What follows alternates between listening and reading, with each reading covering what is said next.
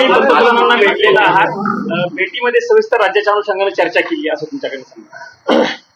मी माननीय पंतप्रधान नरेंद्र मोदीजी यांची भेट घेतलेली आहे. राज्यामध्ये एकूण प्रशासन आणि प्रकल्प या संदर्भातली माहिती मी त्यांना दिली. केंद्र सरकारच्या सोबत काही प्रकल्पांची आमची चर्चा चाललेली आहे. काही प्रकल्प वेगवेगळ्या स्टेजेसमध्ये आहेत, त्या संदर्भातली माहिती त्यांना दिली आणि एकूणच केंद्र सरकारकडनं काय मदत अपेक्षित आहे या संदर्भात देखील मी त्यांना जे काही पत्र आहे ते दिलेलं आहे. अतिशय चांगली चर्चा झाली आहे. पूर्वी देखील जेव्हा जेव्हा आम्ही केंद्र सरकारकडे मदत मागतो त्यावेळी ती मदत मिळते. मग ती हायवेजच्या संदर्भात असेल, रेल्वेच्या संदर्भात असेल किंवा आपलं जो काही उत्तम विरार कॉरिडॉर असेल, अशा विविध प्रकल्पांच्या संदर्भात, मेट्रोच्या संदर्भात, आपल्या नदीजोड प्रकल्पाच्या संदर्भात, अशा विविध संदर्भात वेगवेगळ्या स्टेजेसवर जे काही आपले प्रकल्प आहेत त्याची त्यांना माहिती देऊन आणि त्याला कसं एक्सपिडाईट करता येईल या संदर्भातला हा प्रयत्न होता. माननीय प्रधानमंत्री मोदींना भेटल्यानंतर मी निर्मला सीतारामनजी यांची देखील भेट घेतली आणि तिथे विशेषतः जो आपला उत्तम ते विरार हा जो कॉरिडॉर आहे जवळपास 55,000 कोटी रुपयाचा, त्याच्या संदर्भातलं आपण एक जायकाला प्रपोजल दिलेलं आहे. तर ते प्रपोजल परस्यू करण्याच्या संदर्भातली आजची भेट होती.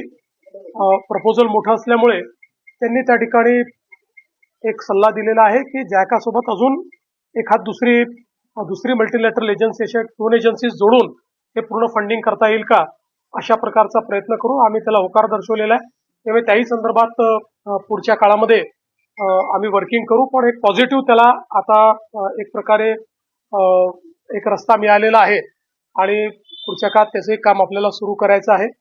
त्यानंतर मी माननीय भूपेंद्र यादवजी यांच्याकडे देखील गेलो होतो आणि विशेषतः भूपेंद्र यादवजी यांच्याकडे जे काही आपले पर्यावरण आणि वन याच्या ज्या काही आपल्या मंजुरी आहेत, ज्या थांबलेल्या आहेत किंवा वेगवेगळ्या स्टेजेसवर आहेत, त्याची माहिती मी त्यांना दिली. त्याचा फॉलोअप केला. त्यांनी देखील अतिशय वेगानं ती मान्यता देण्यात येईल अशा पद्धतीनं सांगितलेलं आहे.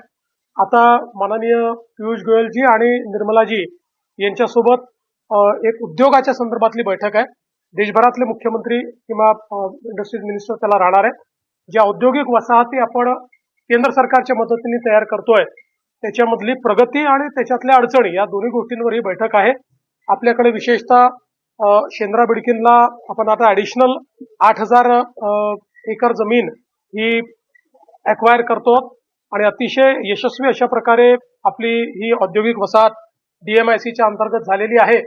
तर त्यामध्येही केंद्र सरकारने काही हिस्सा घ्यावा आणि आपल्याला ॲक्विजिशन करता निधी द्यावा अशी एक मागणी आपण त्यांच्याकडे केली आहे. दुसरं, जो काही दिल्ली नागपूर कॉरिडॉर आहे त्याच्यावर एक औद्योगिक वसाहत तयार करण्यासंदर्भात केंद्र सरकारने सांगितलं होतं. तर सावनेरला त्याकरता 6,000 एकर जागा आपण जी आहे ती अक्वायर करतोय. दिघीच्या संदर्भात त्यांनी एक मुद्दा मांडलेला, त्याचा आम्ही अप्राइज करू की 6,000 एकर जागा तिथे आपली अक्वायर झाली आहे आणि केंद्र सरकारने आपल्याला वन टाइम इन्फ्रास्ट्रक्चर जे पैसे दिलेत त्याचं टेंडर आपण अलॉट केलेलं आहे, त्याचंही काम आपण सुरू केलेलं आहे. याच्या व्यतिरिक्त काही आपल्या छोट्या मोठ्या मागण्या त्याच्यामध्ये आहेत. विशेषतः जो काही मुंबई बेंगलोर कॉरिडॉर आहे त्याच्यावर आपल्याला जी काही एक MIDC तयार करायची आहे, जयकुमार गोरेजी त्याकरताच आलेले आहेत. तर त्या संदर्भातली एक आपली मागणी आहे, तर ती पण आपण त्यांच्यासमोर ठेवतो आहोत आणि चांगल्या पद्धतीनं केंद्र सरकारचा देखील आपल्याला फायदा मिळतोय.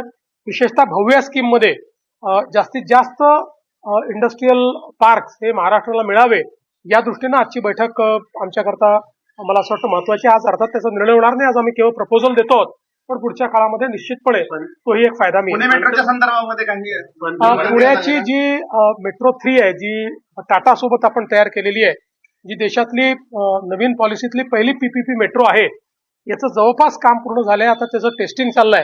त्यामुळे त्याही संदर्भात मी माननीय मोदीजींना निमंत्रण दिलेलं आहे की याचं टेस्टिंग संपल्याबरोबर त्याचं उद्घाटन आपल्याला करायचं आहे. तर त्याचा एक ऍडव्हान्स त्यांना मी इंटिमेशन दिलेली आहे. ते देखील त्या संदर्भात लवकरच आपल्याला तारीख देतील आणि आपण कम्प्लिशन एक्झॅक्ट कधी आहे आणि टेस्टिंग कधीपर्यंत पूर्ण होणार आहे त्यांना कळवल्यानंतर त्याचे उद्घाटन लवकरात लवकर करण्याचा आपला मानस आहे. आपण दिल्लीत आला, खूप चर्चा सुरू झाली आहे. मी दिल्लीत असलो तरी चर्चा होतात, मुंबईत असलो तरी चर्चा होतात. मला असं वाटतं की अनेक रिकामटेकडे लोक आहेत, त्यांना माझ्याबद्दल चर्चा करायला आवडतात, त्यामुळे त्यांना आनंद घेऊ द्या. रोहित पवारांनी पण तशीच चर्चा केली. ते म्हणतात की तुम्ही दिल्लीत गेलात तर अजितदादांच्या अनुषंगाने बोलला असाल आणि आता तुम्हाला वरतीच जायचंय केंद्रात, असं त्यांचं. नाही, मला असं वाटतं की ज्याला जे तारे तोडायचे आहेत, ज्याला जे फुगे उडवायचे आहेत, ज्याला जी पतंग उडवायची आहे ती पतंग त्यांना उडवू द्या. मी महाराष्ट्रात आहे. महाराष्ट्राच्या जनतेने आणि माझे नेते नरेंद्र मोदीजी यांनी महाराष्ट्राची जबाबदारी माझ्याकडे दिलेली आहे. मी प्रामाणिकपणे महाराष्ट्राच्या जनतेची सेवा करतो आणि ती करत राहणार आहे. भाजपच्या राष्ट्रीय अध्यक्षांची टीम जाहीर झालेली आहे. या टीम मध्ये महाराष्ट्रातल्या भारतीताई पवारांना संधी दिलेली आहे उपाध्यक्ष म्हणून. मी आत्ता अजून बघितलेली नाही, म्हणजे खरं सांगायचं आपल्यालाही माहिती आहे, मी बैठकीतनंच बाहेर आलोय. पण जर टीम जाहीर झाली असेल आणि त्यात कोणी महाराष्ट्रात नसेल आम्हाला आनंद आहे. एकदा टीम पूर्ण बघीन मग त्याच्यावर. तुम्हाला दिल्लीत पाठवण्यासाठी मागे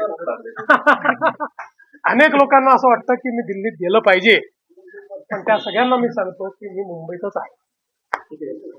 थँक्यू.